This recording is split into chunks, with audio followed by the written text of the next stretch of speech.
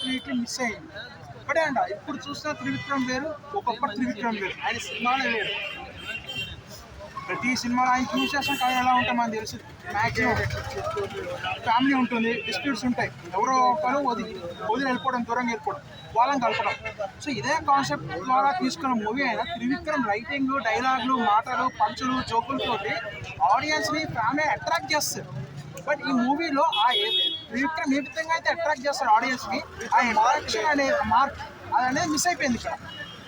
And ఇంకోటి ఏంటంటే మనకి మ్యూజిక్ అనేది చాలా మైనస్ పాయింట్ అయింది. ఈ జబ్బు చాలా ఎనర్జెటిక్గా డాన్స్ చేస్తాడు, దానికి తగ్గట్టు తమన్ మ్యూజియం ఉండదు, తమంది బీజియం ఉండదు. సో అదొకటి డిసప్పాయింట్ అయిపోయింది. అండ్ శ్రీలీల మహేష్ బాబు కుర్చీని మడత పెట్టే సాంగ్ కానీ అంతా చాలా ఎనర్జెటిక్గా చేశారు. బట్ అటువంటి సాంగ్, కుర్చీని మడత పెట్టే సాంగ్ మహేష్ బాబుకి అవసరమా అనే టాపిక్ కూడా వస్తుంది అక్కడ. అండ్ ఇంకొకటి అనవసరంగా ఉన్నటువంటి సిచ్యువేషన్స్ ఇంకా అసలు ఆ కుర్చీని మడత పెట్టే టాపిక్ ఎందుకు వస్తుందో అర్థం కాదు అసలు. అది మర్చిపోతారా మహేష్ బాబు? బెస్ట్ పాడతారంటే మడత పెట్టాడు. ఆదిపురుష అది ఆ కాన్సెప్ట్ వేరు. అది ఇందులో కదా 4% మొన్న అప్పుడు కూడా నువ్వే అన్నావు రాడా భయ్యా అని అడిగింది, నువ్వు ఆగు చెప్తున్నా. దేవుడి జోలికి అన్యాయం మర్చిపోతున్న పాత్ర ఏదేదో అన్నారు, ప్రూవ్ అయిందా? దేవుడి జోలికి వస్తే ఏదేదో జరిగిపోతున్నారు, జరిగిందా? హనుమాన్ జరిగింది, ఏం జరగలేదు. అదే హనుమాన్ జోలికి వచ్చారు అని కాదు, అంటే స్క్రీన్లో తక్కువ ఇచ్చిన స్క్రీన్లో అంతా బిజినెస్. దిల్ రాజు గారు వాళ్ళు ప్రాంక్గా చేస్తున్న బిజినెస్. వాళ్ళు స్టార్కి మంచి సినిమా కానీ బిజినెస్ చూసుకోండి, ఎందుకంటే ఇన్వెస్టర్స్ కాబట్టి 100% బిజినెస్ అనేది చూస్తారు. ఆ విధంగా వీళ్ళకి అంత ఎక్స్పీరియన్స్ ఉన్న ప్రొడ్యూసర్స్కి వాళ్ళకి ఎటువంటి రిజల్ట్ వస్తుందో వాళ్ళకి ఎంతో కొంత అవగాహన ఉంటుంది. సో అవన్నీ కవర్ చేయడానికే 2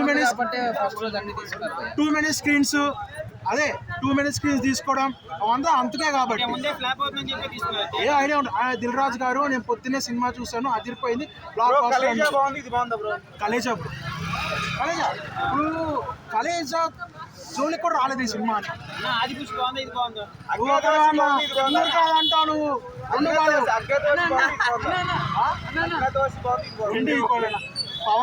పవన్ కళ్యాణ్ త్రివిక్రమ్ కలిసి థర్డ్ సినిమా ఫ్యాన్స్ ఎట్లా డిసప్పాయింట్ చేశారో సేమ్ థింగ్ ఇలా చేశారు. బట్ ఇందులో ఏంటంటే మహేష్ ట్రాన్స్ఫర్మేషన్ మెచ్చుకుంటారు, అదొక్కడే పాజిటివ్.